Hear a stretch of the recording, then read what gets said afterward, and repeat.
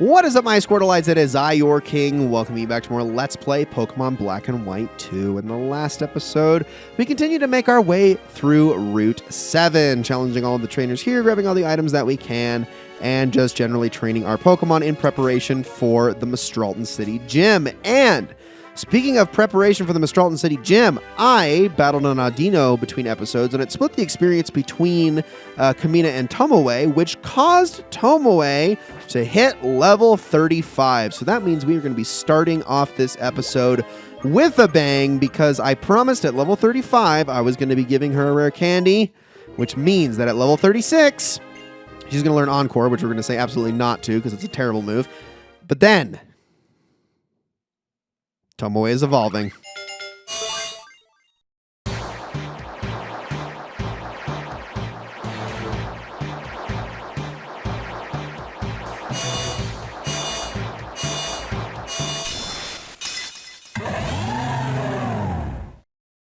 And there we go. Tomoe has finally done it. She has evolved into Samurott, and now she wants to learn the move Slash.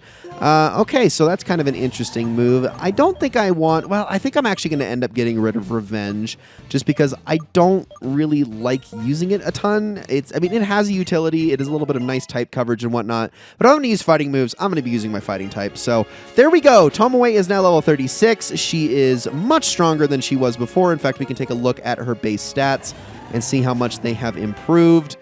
Still nothing in the hundreds, surprisingly, but special attack is definitely the way to go now, so going to definitely want to focus on that. Also, she's got that great defense, but also that means I'm going to need to take that Eviolite off of her, and I am also going to take the Soft Sand off of Farina and give him the Eviolite instead, because he is the only one left on our team who can make use of it as I slowly make my way down to... Oh my gosh, I have too much stuff in here. Holy crap. So what I'm going to do, actually, is I am going to end up giving Tomoe that rocky helmet that was up here just a little bit of a ways. Not too far up. I really need to go sort through my items again. My goodness. And then we're going to switch Kamina back to the front, just because Kamina does need to get to level 37, so I can teach her the most important possible move. Oh my gosh, there's another Audino here. Okay, I am learning very quickly that this is like the best place to Audino farm, just because, well, not only do they appear in the grass constantly out here, but also because it's very easy to just like drop into the spot that they're on without having to worry about accidentally running into another Pokemon, because you can drop down onto them from like the walkways up above, which is super huge. So I've been able to just kind of farm them like crazy, and I mean farm them like crazy. This is my second one, but I've noticed that it's incredibly easy to do so. And honestly, if you want to Audino farm, this is probably the best place to do it up to this point in the game thus far. In Generation 1, there was a lot more opportunities, I think, but this game in particular, this is the first like really good place to do it. So down goes this Audino. This is going to be a lot of experience, especially because I'm trying to get Kamina to level 37, which she is almost certainly going to hit. In fact, actually, I'm going to take her out of the front spot for now. I'm going to put Challenger in the front just because I need to work on him, and he's lagging behind by so much. And Kamina is going to get a chance to shine in the upcoming gym, where she will certainly hit level 37. So we'll just worry about that then. For now, let's battle this clown. We still need to get through the rest of Route 7 today, and then we're going to head off to Celestial Tower. And there's not much left here in Route 7, I should say. In fact, I think this might be the last trainer in this area. There might be one more. I don't 100% recall. But we got a Baltoy here, and even though we are 5 levels under, Strength is still a ton of damage with same type attack bonus. Look at that. One shot. Challenger is so strong. I friggin' love him. He's great. He's going to be awesome. In fact, he's going to be the recipient of a very good hold item here that we're going to be getting relatively soon that's going to make training him even easier. But for now, let's just stay on the walkways because I don't have a Repel active, and head up here to Twist Mountain. All right. We have access to Twist Mountain, right? I mean, you would think so. In fact, actually, wasn't there a hidden item over here? There is not. Okay, cool. Yeah, welcome to Twist Mountain, everybody. We're going to be going through Twist Mountain today, right? Well, no. I'm Marshall, one of the Elite Four. You look like you're a Pokemon trainer with potential, but I can't let you into Twist Mountain. The inside collapsed and you can't get through.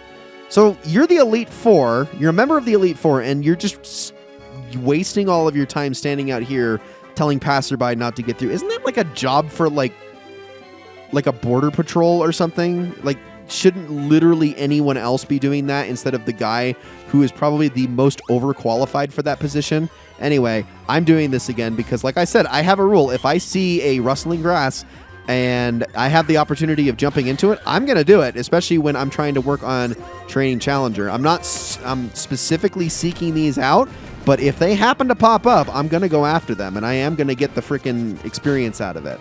So... And also, I should say right now that don't Audino train yet, actually. You do want to train in this area, but there's going to be an item that we're going to be getting in this very episode, actually, that is going to make that training even easier, but we'll talk about it when we get to it. It's going to be in Celestial Tower, so just hang tight. Oh my gosh, I keep forgetting Challenger has Defiant. It hasn't really triggered yet, but it's such a good ability once it actually does. It's so strong. And man, Strength. I mean, I love that I'm just using Strength so much. Like, it's technically not Challenger's strongest move, but his strongest move, I just don't want to use that often because of its 2-turn usage. But anyway, let's get out of there. Dark Grass cannot be rustling, so we're not going to have that issue there. I'm just going to run in here and heal really quickly. And now we can head on over to Celestial Tower. Now, as far as new Pokemon that are going to be available in Celestial Tower, none of them are ones that... Oh, hold on. Before I go in here...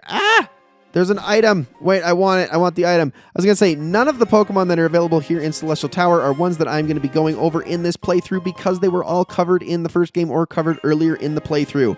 Those Pokemon are Litwick, LGM, and Golbat.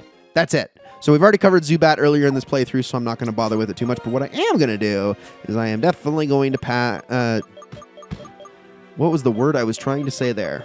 I am definitely going to use a Max Repel. I don't know what started with PA that I was trying to say there that just came to mind. That was very, very strange. Anyway, here at the top of the tower, there's a big bell. I've heard that when you ring it, it pleases the spirits. Okay, but Professor Juniper is here.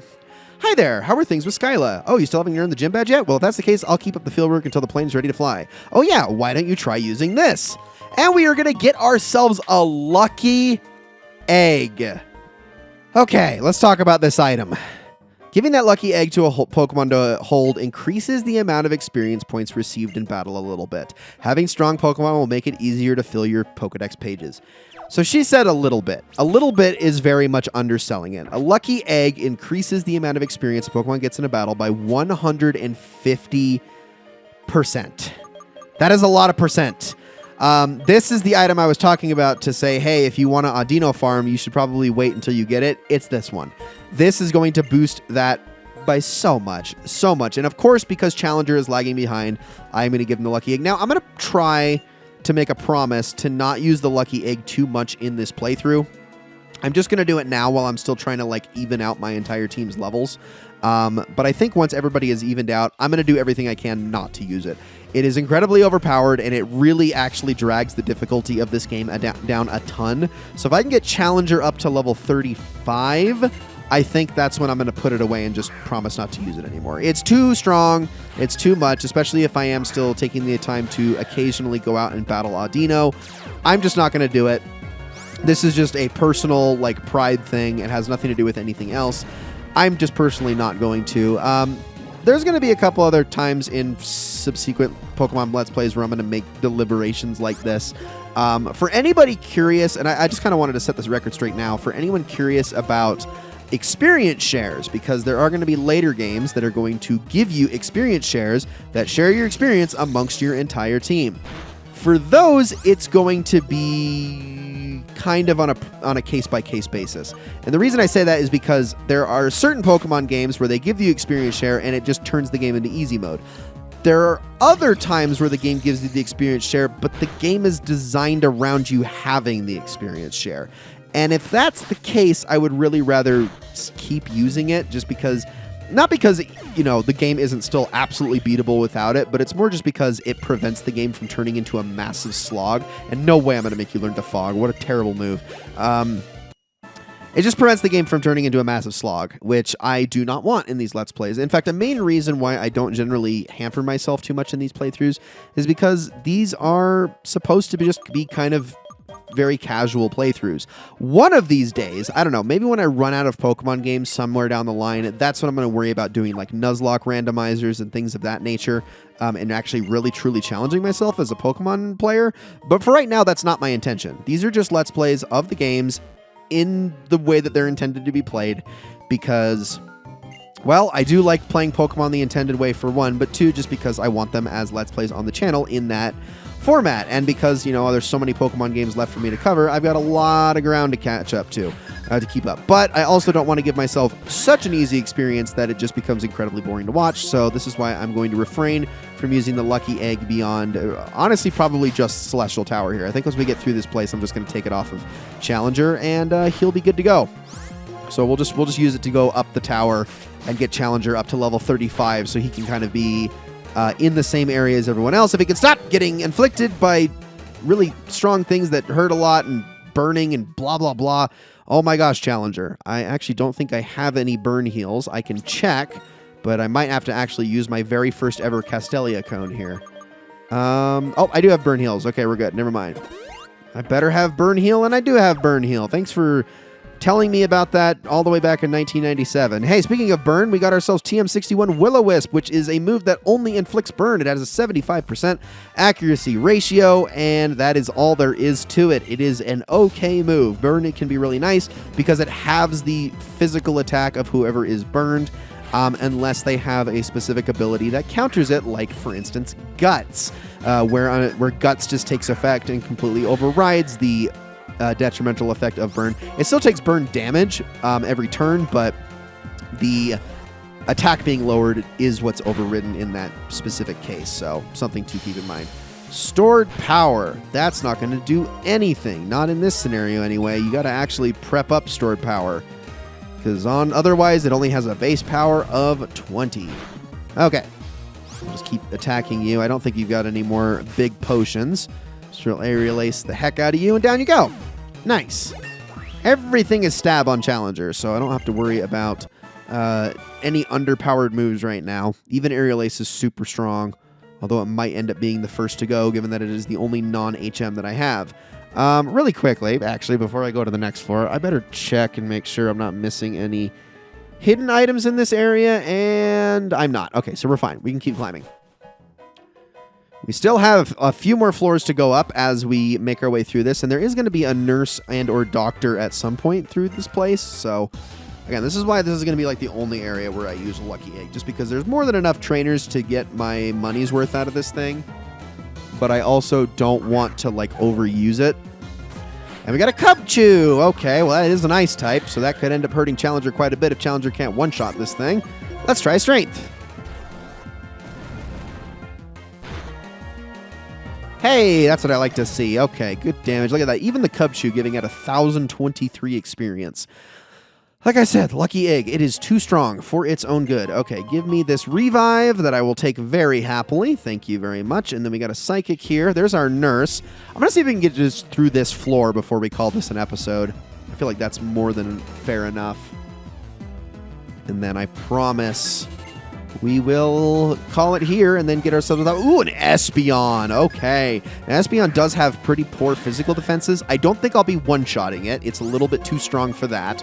But I am a little worried that it's going to get me back. Oh, boy. Especially when it's using Future Sight. That might actually knock me out in one hit on the turn that it lands if I can't kill this thing really quickly. Okay. Aerial Ace. Please let me get experience here. That Psybeam is going to hurt a lot. Ow. Okay, we're fine. Future Sight's definitely going to knock me out. But can I get the experience first? Cool. Appreciate it. Thank you. Challenger gets to level 34. And no Future Sight. Okay, awesome. I am definitely going to heal. There is the only hidden item in this area, I believe, is up on the not the top floor, but like the floor right before the top floor. So yeah, I don't really think I need to worry about. Or maybe it is the top floor, actually, now that I think about it. Okay, yeah, never mind. My notes do say it is, so it must be. I trust my notes like 95% of the time. There have been like 2 instances in this Let's Play where my notes were just flat out wrong, and I have to fact check myself and wonder how the heck I got that stuff confused. I don't know what I did, but it has happened a couple of times. But all right. Granted, one of those was in Castelia, and that place is incredibly confusing to chronicle no matter what the situation is. So, given how much is just going on in there, I dread the day when I am going to have to cover Lumiose City in Pokemon X1. Although, Lumiose is not that much more complex. In fact, in a lot of ways, it's actually less complex because it doesn't have nearly as many like hidden pathways and extra items as Castelia. It just has a lot more repeatable stuff and a lot more like, this is a place that does this and nothing else. And I mean, it's very defined. It's just more navigating Lumiose. That's the kind of the tricky thing if you haven't done it a bunch of times. So it's really the only problem with that one, but I should be ready for it. We are going to be getting to Pokemon X and Y soon-ish, kind of, sort of. There's going to be a little bit of a break in main series Pokemon games before we get to it, but we'll get to it in due time. There we go. All right, Challenger gets to level 35. Not bad. I think I'll settle on getting him to level 36, and then I promise I'll take the lucky egg off of him. But all right, let's battle this nurse really quickly, and then I think we can call this a video. And this recording, man, this recording is at 4 hours. I have been busting my ass on recording through Pokemon episodes all day. I can't believe my voice isn't completely shot right now. It's fine. It's whatever. Aerial Ace this Levani. Going to be an instant one-shot because Levani is quad weak to flying, ton of experience, almost level 36, and Dixie is going to give me a nice healing. You know what? Just because, you know, I might not be getting back to recording this game for several days, and I don't want to accidentally forget by any means, I'm actually going to do this. I'm going to head up the stairs, and we are going to do one more battle. Just one, so I can get Challenger to level 36. I can rip the lucky egg off of him, and then we can call it a video. Because, yeah, I will feel really bad if I go into the next episode and I completely forget about it and just go on as if nothing happened. And wow, as if my life could be made any easier, we have a Roselia here, which is also going to die in one shot to Aerial Ace. So that's awesome. Easiest level 36 ever. Thank you. All right. Ladies and gentlemen, that is going to be it for this episode of Let's Play Pokemon Black and White 2. Thank you all so very much for watching. I hope you enjoyed it very, very much.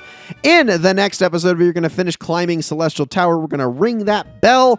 And once all is said and done, we are going to be heading off to the Mistralton Gym and battling Skyla. So I hope you're all looking forward to that. Thank you all so very much for watching, and I will see you all in the next one.